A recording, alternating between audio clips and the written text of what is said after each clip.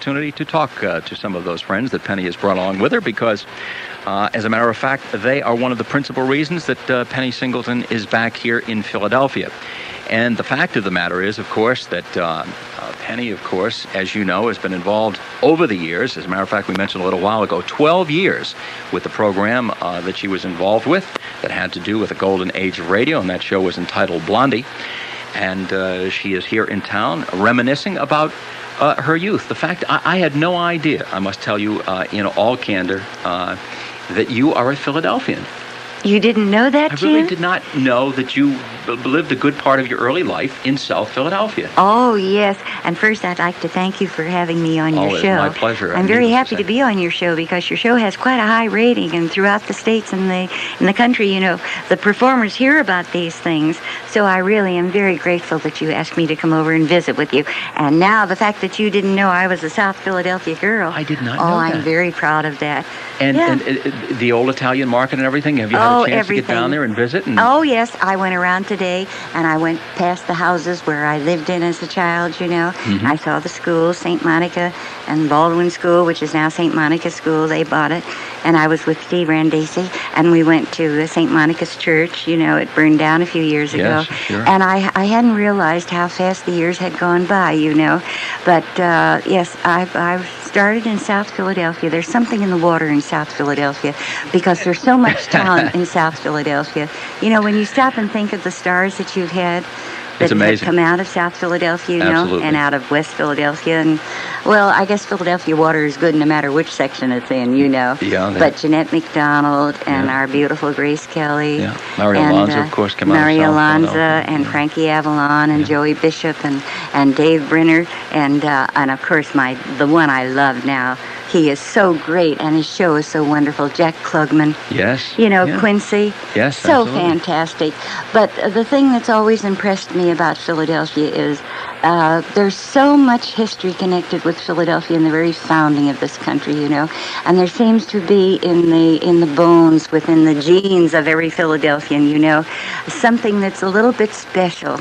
And I think it traces back to those days when they were hammering out the Constitution, the Declaration of Independence, when Benjamin Franklin walked along the planks along Market Street. Mm-hmm. And when you stop and think of all of that and the culture of a country, you know, and the Metropolitan Opera House and the Academy of Music and the beautiful art school that they have here in the museum, and of course for dancers, some of the best dancers in the business, in the entire entertainment business, come from Philadelphia. And as a matter of fact, you of course have given me the proper cue, and in the studios we have Florence Kawanova, who apparently you were involved with very, very early on as your dance instructor. But not only that, but Florence has also been involved with some other famous Philadelphia personalities that have gotten into the dance, more or less.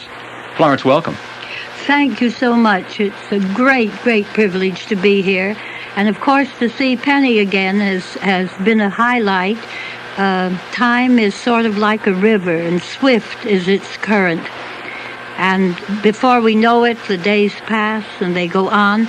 I have had the good fortune of studying all over the world, and I agree with Penny that there's no place quite like Philadelphia. In fact, mentally, I kneel in reverence whenever I hear its name, no matter where I have been. She was in a class with Imogene Coco and Princess Grace of Monaco.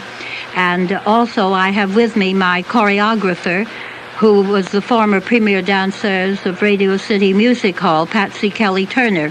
She is now our choreographer in our studio, and we think our studio is the most beautiful in the world, and we hope that Penny's going to spend a little time with us. And I want to thank this very nice gentleman for inviting me, and thank you all for the privilege of being a part of this lovely evening. Well, we're delighted to have you here. And Penny, you know, it's interesting that Florence just mentioned the Radio City Music Hall, and back about Oh, at this point, it's about 2.5 or 3 months ago, and we took two bus groups of people that listen to this program up to Radio City, and it is such a magnificent place. And you Yes. talk about the golden age of radio, you talk about dance, and as you know, that place was, of course, in great jeopardy for a long time, and I think Yes, it would be I one know. of the great tragedies of I was down at at the city hall. I was down before the council and screaming at the mayor to make it a landmark. Yeah, absolutely. Because it should be. And if they ever have gambling in New York, Radio City Music Hall will probably become one of the most famous and beautiful, exquisite gambling casinos in the world. That's an interesting point. Yes. Yeah. I would Yes. certainly hope, however, that they would not quite change the flavor and atmosphere that's so They much wouldn't, of a part of it. because you would still have your perennial wonderful Rockettes Yeah. and your beautiful ballet dancers. Yeah. The shows at Radio City Music Hall were not unlike the shows that they used to have here in Philadelphia many, many years ago at the Stanley Theater and places like that. And I do want you to know, Miss Florence, that I'm going to come over to your dancing school. I think I'm a little bit past working out, but I I'm was just going to say, are you going to do a attempt. few steps? Oh, yes, I'll try. Once a dancer, always a dancer. That's one thing we never lose, right, Patsy? Now, in addition to having Florence with us, we also have another group of people with us, a couple of gentlemen, as a matter of fact. And in a sense, they're sort of responsible for your being here. Should we let them tell? That's right. I wish you would. I wish you would let everybody know from them what it is, because I think it's so great and so wonderful. Okay, give us the reasons why Penny is here in town to begin with, and obviously we're delighted. Whatever the excuse is that you brought Penny to town, we're delighted because it gives us an opportunity to have her here with us. Well, first of all, Jim, thank you for having us here. It's a great pleasure. We listen to your program all the time. We're some of your most ardent fans. And that's Steve Randisi. That's I think correct. That's speaking at the moment. Well, I am the Grand Sheik of the Philadelphia chapter of Sons of the Desert, which is an organization that was founded back in the middle 1960s to preserve the memory, basically, and the comic genius of Laurel and Hardy and their movies. Mm-hmm. Now, there are various tents across the country, and each one of them is named after one of the Laurel and Hardy films. Oh, interesting. Right. And the Philadelphia chapter is the Two Tars, which is named after a 1928 Laurel and Hardy film. And it's more or less a tradition in some of the tents across the country to honor performers who work in the area of comedy. Oh, I see. So we decided that we would honor one of Philadelphia's best-loved citizens, and that, of course, is the charming lady sitting across from me, who is Penny Singleton. And Joe Rooney is sitting to your left. That's right. Joe, what specifically is the nature now of the award that Penny will be receiving during her stay here in Philadelphia? Well, actually, the award is just to really commend her on the contribution she has made to comedy, along with Arthur Lake. But I don't know if you can. I know that the listeners will agree with me when I say that if you look at Penny now and hear her voice, she is still Blondie. Absolutely. Yeah, no question about it. When you hear her voice, she is still there. She is still Blondie. Yeah. And she has contributed a lot to comedy, and we felt that it was very important that we honor somebody such as Penny Singleton, who has brought such a good name to Philadelphia. I mean, we do have our sports teams, but it just seems that we don't spend enough time with the entertainment field, and we have an awful lot of people that have contributed. But maybe some of the people from the past deserve a time in the limelight also, and we feel that Penny has really contributed an awful lot to the world of comedy, radio, TV, and the motion pictures. And we do forget that her background was stage. And that's where she started, and she has run the gamut. She has filled just about every portion of entertainment that there is. In addition to which, Penny, and of course we were talking about it just a little while ago, it's the whole fact that in many ways you were really the forerunner before women ever thought about women's lib as such. You became one of the leading figures in one of the major entertainment unions in this country before anyone else, before certainly any other woman. How did that come about? That's right. Well, I became the administrative executive and the top elected officer of the American Guild of Variety Artists in 1969.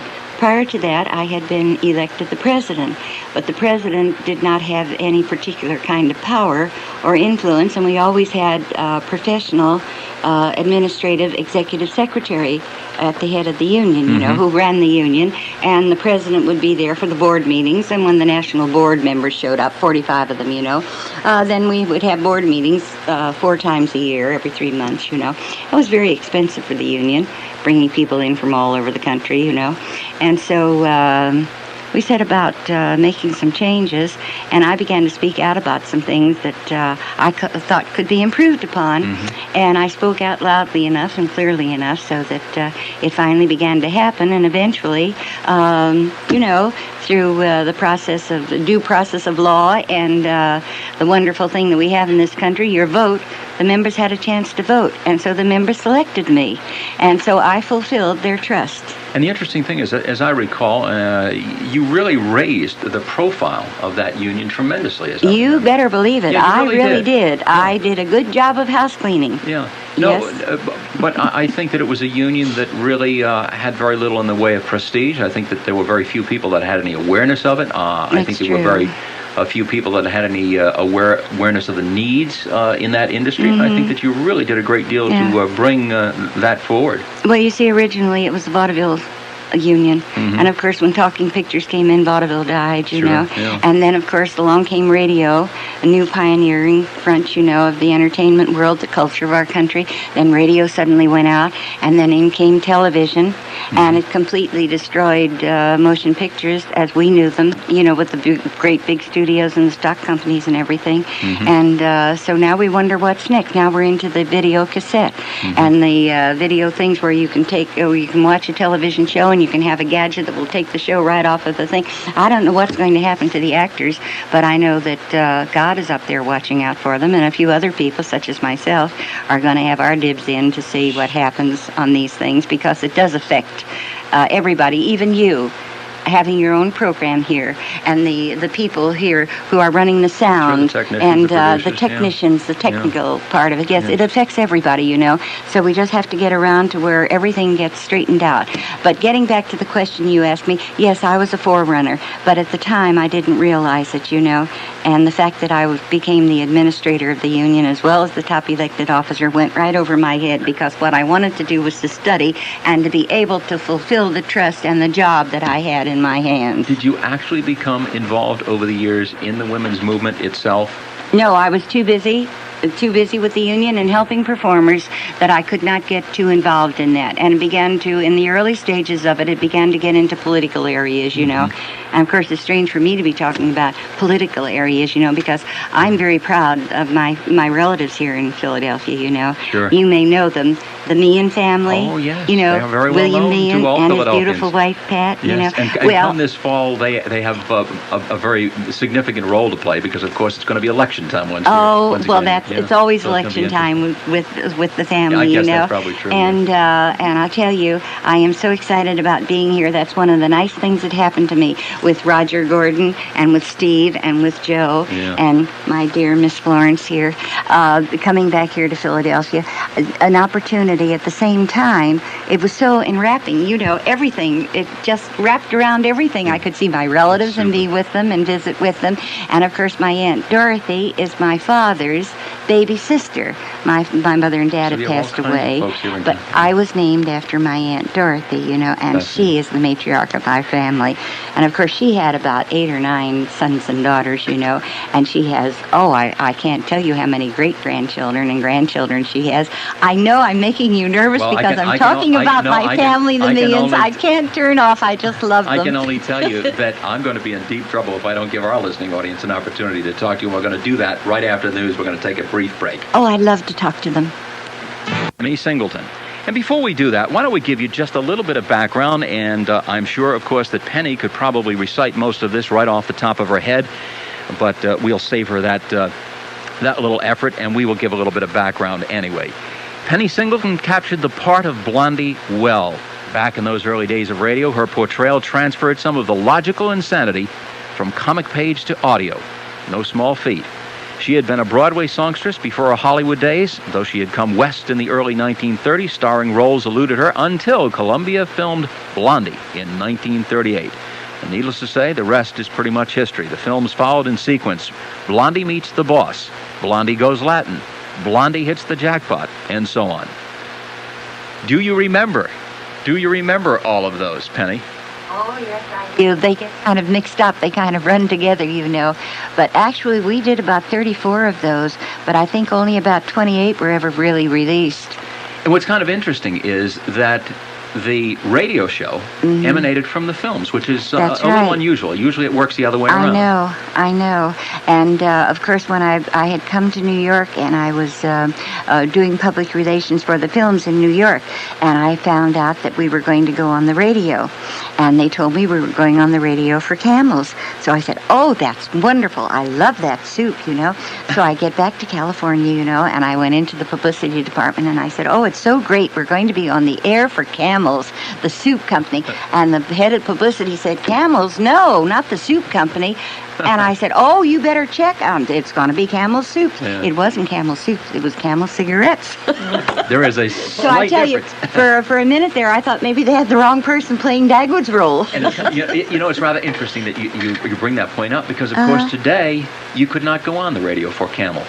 No. Nor any other cigarette as far as that goes. That's right. That right well, there that was a surprise, you know. Yeah. That was a surprise to me. Of course, you know, even on radio, radio was always such a wonderfully clean, funny form of entertainment. Mm-hmm. It had such an impact, and people could go about and do their housework and do whatever they had to do, and they could listen, and their imagination, they were following everything, you know, and you never had to worry about whether, like, film censorship.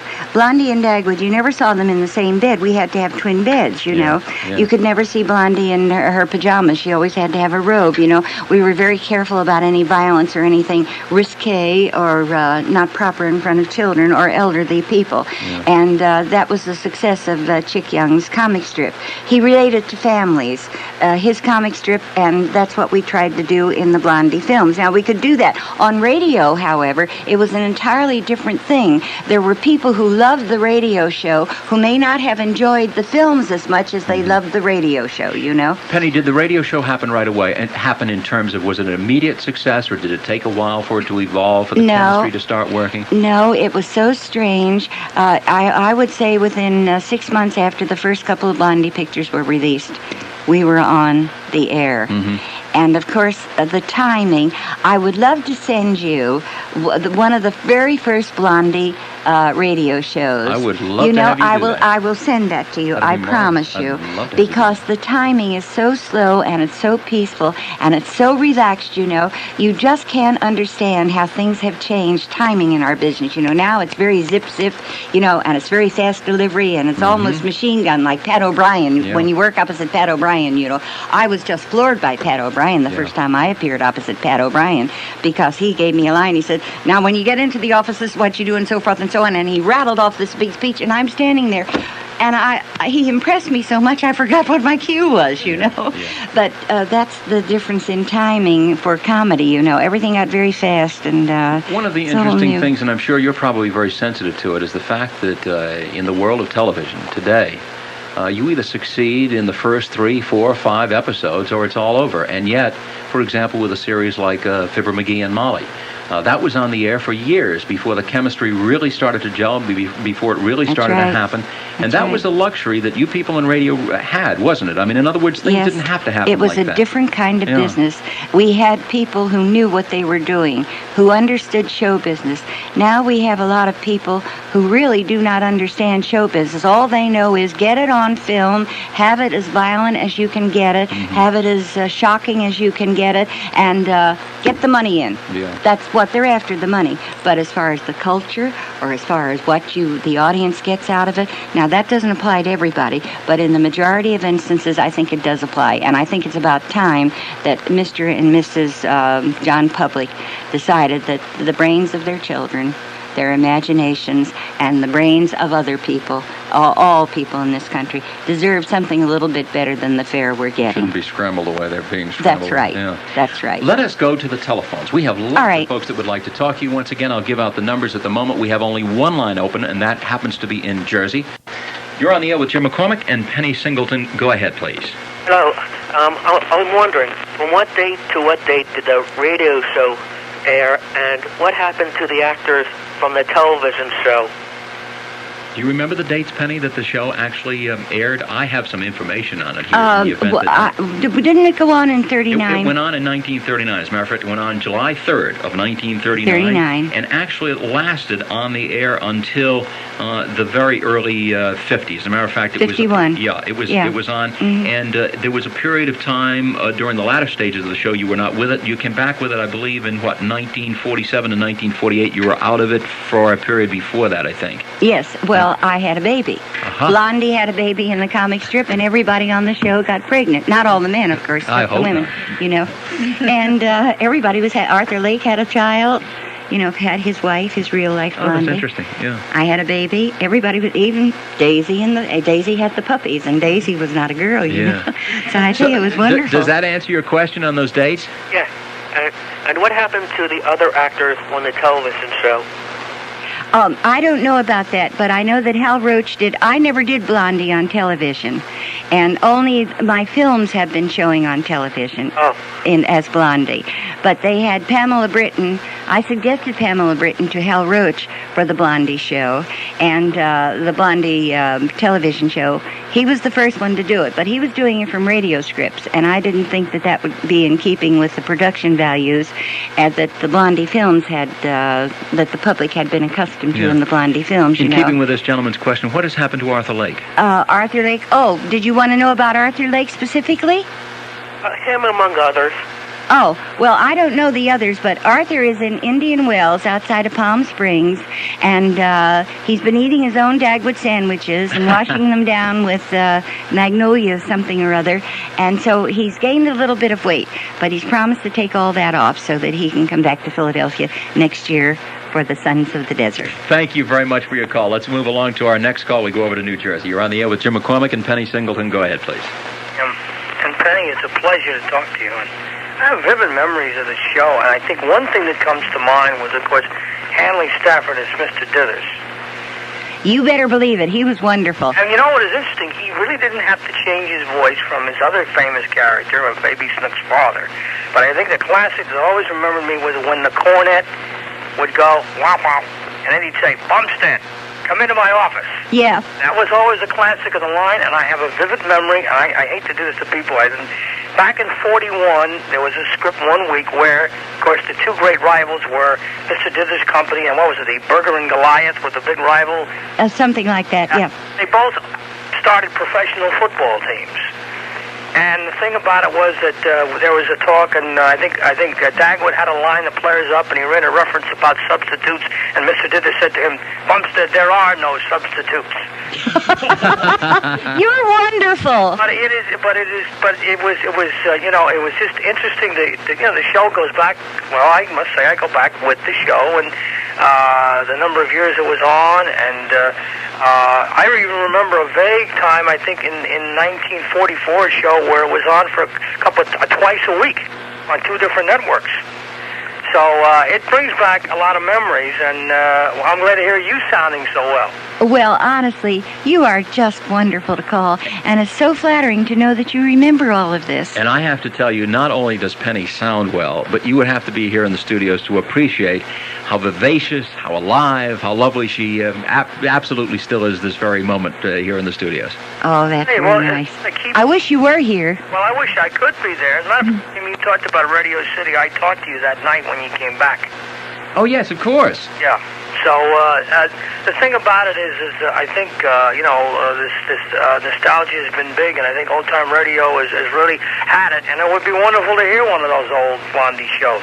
Well, if Penny can send that show to us, we will try to get that one on the air. If nothing else, I'll send you one of the early Blondie shows, and also I'll send you one of the Penny Singleton radio shows. Oh, that'll be marvelous. Yes, I guess the one you did in 1950. You were on NBC. It was a summer review. That's right. That's right.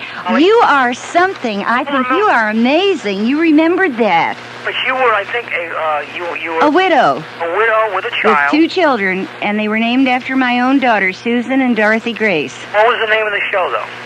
The Penny Singleton Show. Interesting. Yes, and the idea came to me when I was stationed in Quantico with my husband, and I saw all the wives. You know, the Marine Corps is great for family, and when the husbands didn't come back, the Marines would move in and pack everything up, and we'd have to go around and say goodbye to the families and the wives that were going back to their own homes.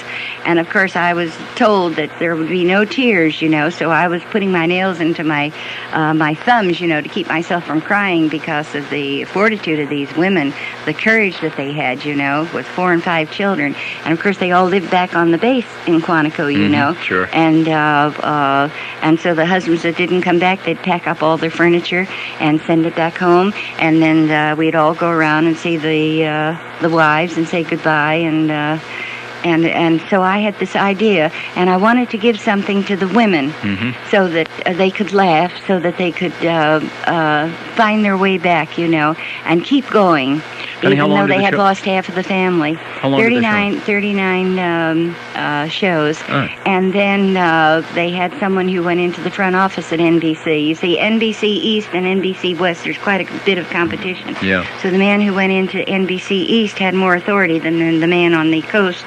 And so he decided he was going to put on a show called Jimmy Durante and Tallulah Bankhead. So when he came out to California, he came to me and he said, I want your time slot for the Tallulah Bankhead Jimmy Durante show. And he said, I'd like to put you 5 days across the board as a soap opera, you know. And I put my nose up in the air and I said, a soap opera? Forget it, you know. And look at what I should have been crazy. Today. I was crazy. I should have had somebody give me a good kick, you know. So anyway, they went on the air, and they were on before the show went off the air, Tallulah and Jimmy. Their rating didn't come anywhere near the Penny Singleton show. Isn't that interesting? I was surprised that you were on for that many shows. I remember you in the summer of 50 as a summer replacement. I didn't realize that you were lucky enough to get more shows. Oh, yeah, I have the shows. I even had a sponsor, you know. Listen, I want to thank you very much for joining us. Welcome. We have lots of folks waiting to talk to Penny, and we have some business to do. Thanks again for joining us. Okay, this is Jim McCormick. You're listening to Radio Classics. I want to update you on what we're doing here. Penny is going to have an opportunity, fortunately, to spend some more time with us. I think what we're going to do is we are not going to run Night Beat tonight. What we're going to do is hold that off for another night. We're going to take a brief commercial break here, and then we will be back with you and your calls and some more conversation with Penny Singleton.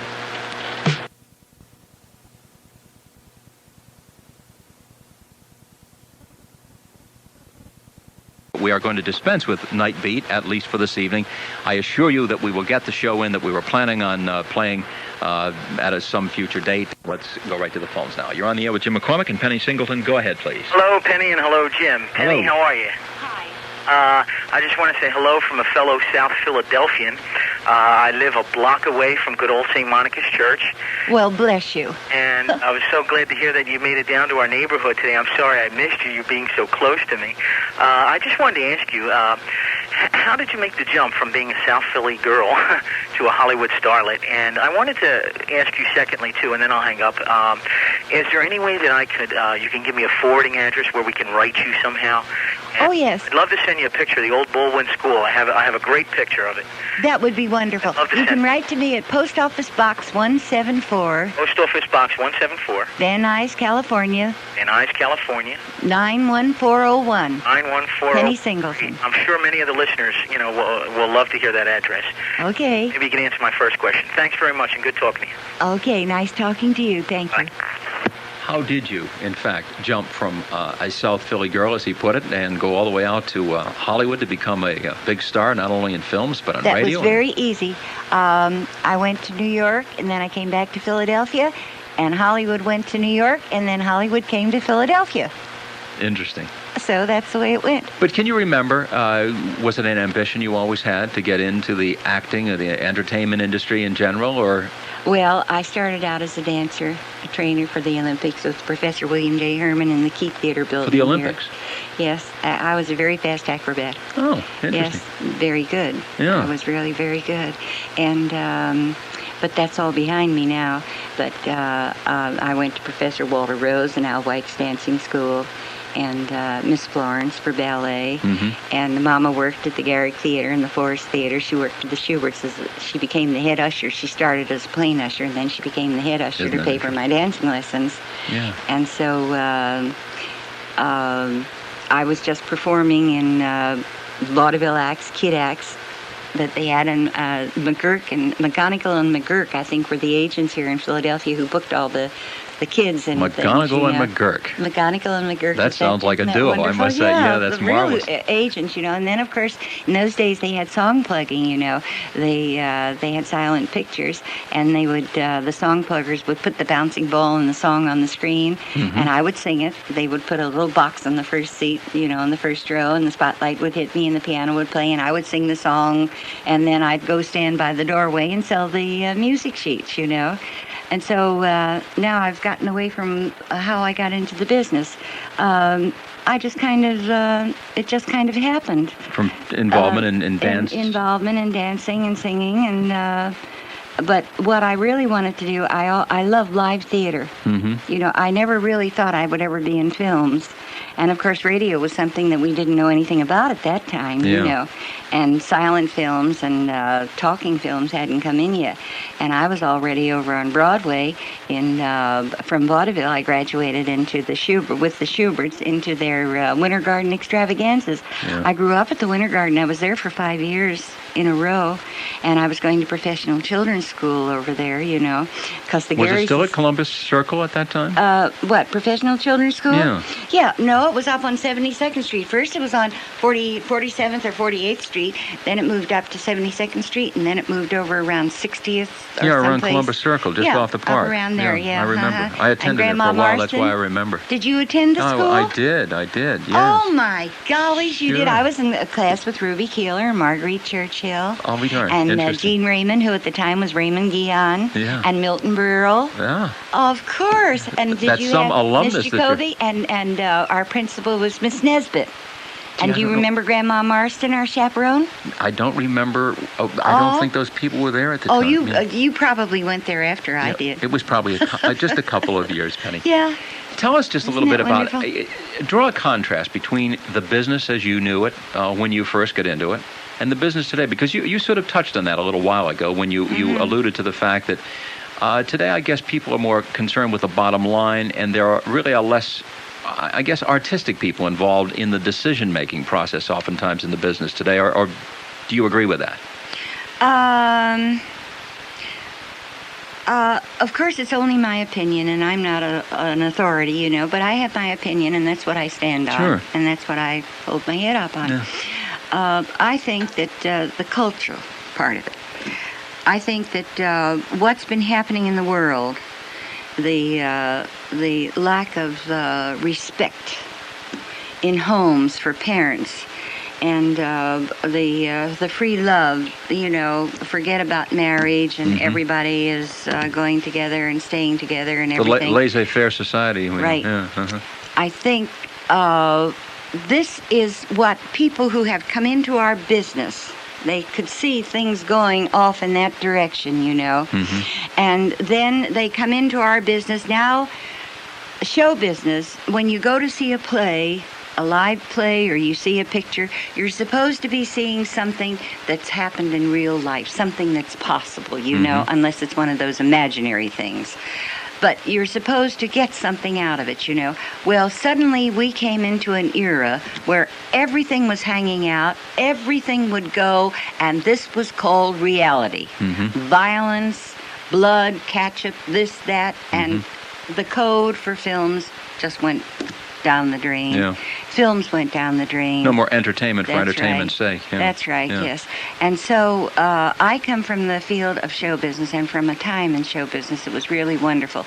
Vaudeville was mostly a family form of entertainment. Yeah. Within the entertainers themselves, they all had children away at colleges, at boarding schools, military schools, or in convents. The daughters would be in convents. Yeah. And I grew up in vaudeville, and I had thousands of aunts and uncles, because I would always be on the bill with a husband and wife who had a son in a military school, and they would give me all the love and affection that they would give their own child.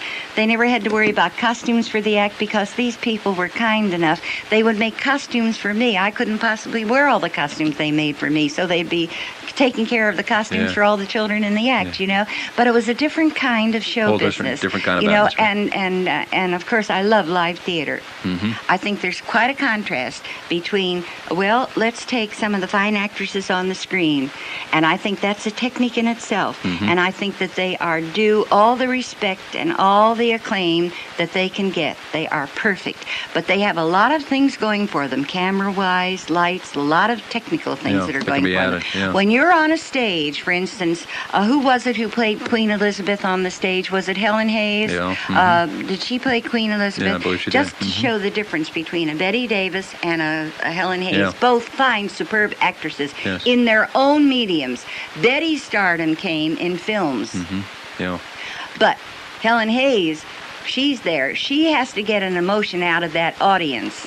It's you and that audience. And she is there on the stage with very little to get out of it other than an inner feeling and an acting talent that is so precise that it gives a message. Different medium, no question about it. Right. We are in the radio series, and of course before that in the film series, the Blondie and Dagwood series, and as we were talking a little while ago, rather unusual that it would come from films to radio, but that's the way it worked. Let's get back to the telephones. If you'd like to join us in conversation, 839-1210 in Philadelphia, and in South Jersey, 541-1210, and we go back to the lines and your calls. You're on the air with Jim McCormick and Penny Singleton. Go ahead, please. Good evening, Jim and Penny. Good evening. Hi. I'd like to ask Penny a question. I'm a professional collector of the old 78 RPM records. I have about 22,000 of them, and I was wondering, did make any recordings? How many? Did you say you have 22,000 RCA recordings? I have 22,000 of the 78 RPM records. Yeah. Oh, okay. And what he wants to know is, did you make a lot of recordings? I'd like to know if Penny ever made any cut any records. Yeah. No, I have all my Blondie radio shows and all the Penny Singleton radio shows. What about vocals? I don't know that I did. Did you ever do any recording? No, I don't think so. Now, why? That's interesting because you were pointing out before. I may have done some for some friends, but I don't know that I ever really. I don't know. I don't remember. Did you study singing as early in your career? Oh, yes, my Lord. I got my first lesson sitting on the curbs on South Chadwick Street when we used to sing all the popular songs of the day, like Margie, you know, and He Comes from Hong Kong, and all the rest of the songs that were popular in that era, you know. Everybody sings in Philadelphia. It's wonderful. No, but I did study singing. That's interesting. Yes, I did. But well, as a matter of fact... Yes, go ahead. The caller had another question, I think. Yeah, I was just wondering, did you ever do any singing on the Blondie shows? Yes, I did. Yes, I did Joyce Kilmer's Trees, The Old Apple Tree in the Orchard, in Swing Your Lady with Humphrey Bogart and Louise Fazenda and Alan Jenkins and Ronald Reagan. I did Hillbilly from 10th Avenue, and I did The Old Apple Tree in the Orchard with Elvira and the Weaver Brothers.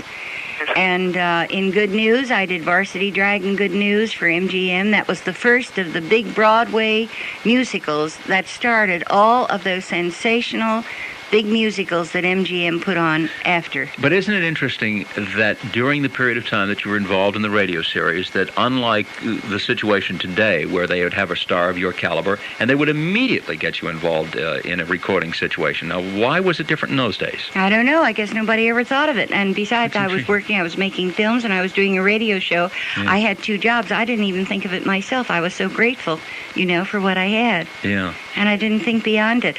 But now that you mention it, you know, you bring it up. You remember Button Up Your Overcoat? Sure do. The song, I did that with Jack Haley and Follow Through.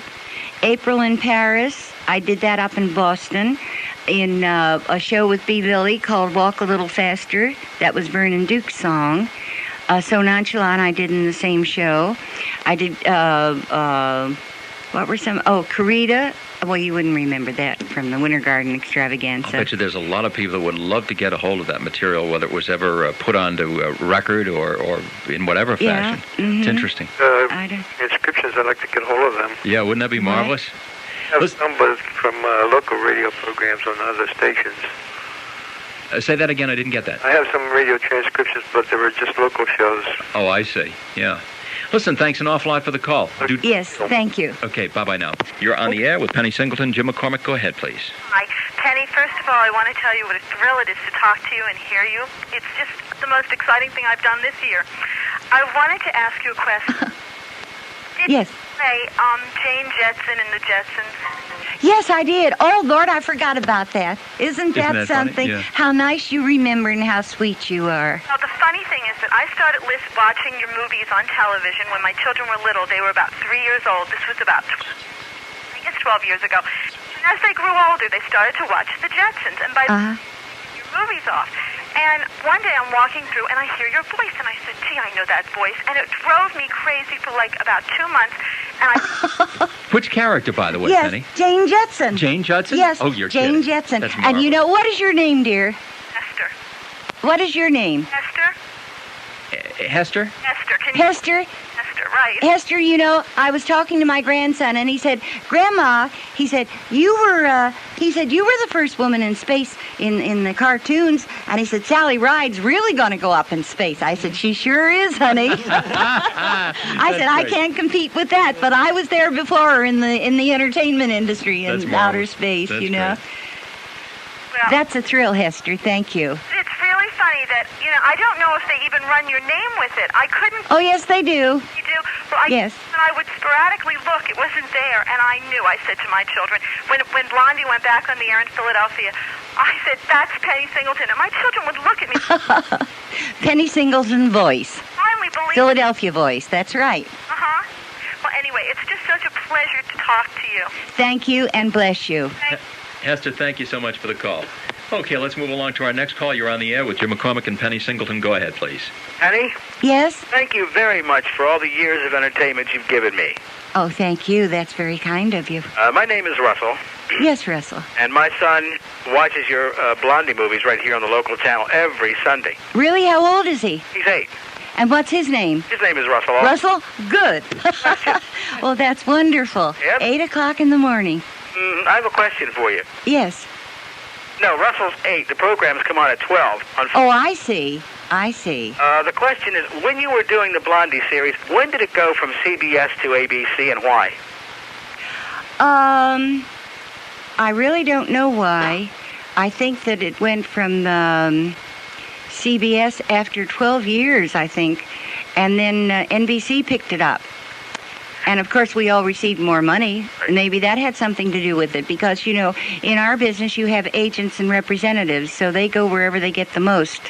And, of course, I don't always agree with that because I think there's something you have to be grateful for and loyal about when you have an employer. And certainly CBS was my employer, and I've always been very grateful for that for all those years. Will you be giving your address again before you leave? Yes, Post Office Box 174, Yes. Van Nuys, California. Right. Zip code 94101. Okay, would you please be kind enough to say hello to little Russell? Here he is. I would love to. Hello, Russell. How are you? Hi. Well, do you watch Alexander and Alvin and Daisy and the Puppies and Dagwood and Blondie? Do you like that? Yeah. Well, we love you, and it's so nice to talk to you, and thank your daddy for calling and giving me a chance to say hi to you. Remember me to your teacher and all your friends. Thank you very much for calling. Bye-bye now. And with it, current temperature is a comparatively comfortable 78 degrees. Let's get back to you in the telephone calls. The event that you'd like to join us, 839-1210 in Philadelphia and the suburbs, and in South Jersey, 541-1210. You're on the air with Jim McCormick and Penny Singleton. Go ahead, please. Penny, Yes? I tuned in a little late, so if you've gone over this ground, but were you married to Arthur Lake?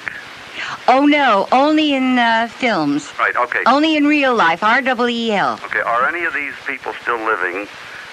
Arthur Lake, Yes, thank God. Hanley Stafford, No, he left us. who was Mr. Dithers. Yes, on the radio show. On the radio, I'm talking about the radio show. He was Mr. Dithers, right? That's right. And who played the part of Cora Dithers? That was, Aggie Moorehead played that in the beginning. Yeah, but then later. And then later we had, oh, Lord, I can't, and she's a very good friend of mine, and I love her, and she's a fantastic Irene actress. Hubbard, no. I got my glasses. Well, it wasn't Irene Hubbard. No, it wasn't Irene Hubbard. It was, Which one of the characters are we talking about now? Cora Dithers, that was Mr. Dithers' wife. Cora Dithers. Cora Dithers. Let me see here. We have a bit of information. Anyway, while you're looking that up, Jim, who played the part of Alexander? On the radio? Yeah. Tommy Cook. Oh, my Yes. goodness. Yes. And the interesting thing is now Tommy Cook is listed in the information that we have as being one of the last people that played that, because there were other people, Leon Ledoux, for example, Larry Sims, Jeffrey Silver. She played the baby when Larry Sims, when Baby Dumpling was very young, Leonore did it, yes. Mm-hmm. And one other comment I must make, that even over the years, as people, especially women, get older, their voices have a tendency to change, and yours hasn't changed a bit. Everybody tells me that. I don't know why, but... amazed at that. I don't know, but I that's enjoyed awfully your nice of video you to shows. notice it. Well, if you could just had the pleasure, as I am having, to see, as I said before, how vibrant Penny Singleton is, you'd understand why that voice probably has not deviated a little bit over the years. But I was thinking of, I heard Rosemary DeCamp a couple years ago interviewed, and I would never recognize it if the voice, because it had deepened so much. Yes, Rosemary is a wonderful person. I adore her. Oh, do you know her? Fine. Oh, yes, of course. She was on the Blondie radio show. She was. She was also on the Penny Singleton show. Everybody knows her for the Dr. Christian show.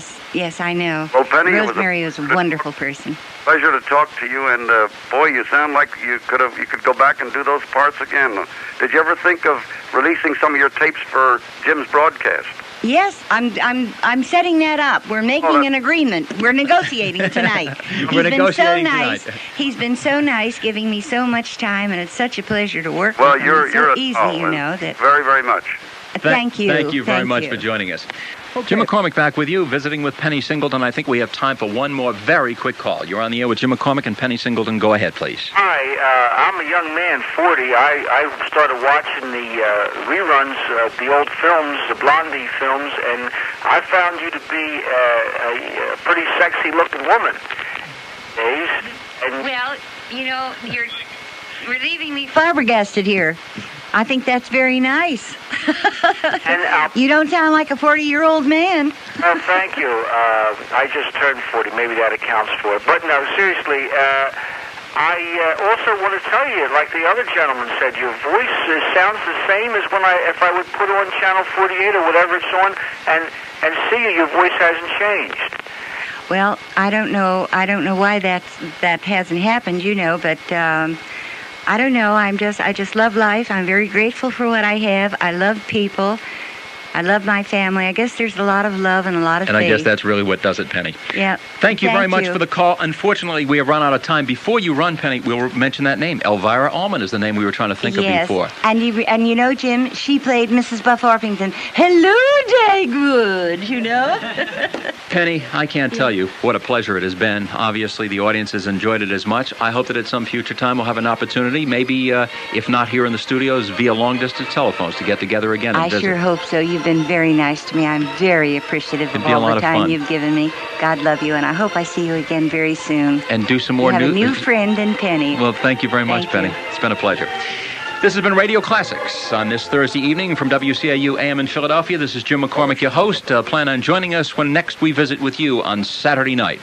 Once again, the time 9:57, the current temperature 78 degrees. This program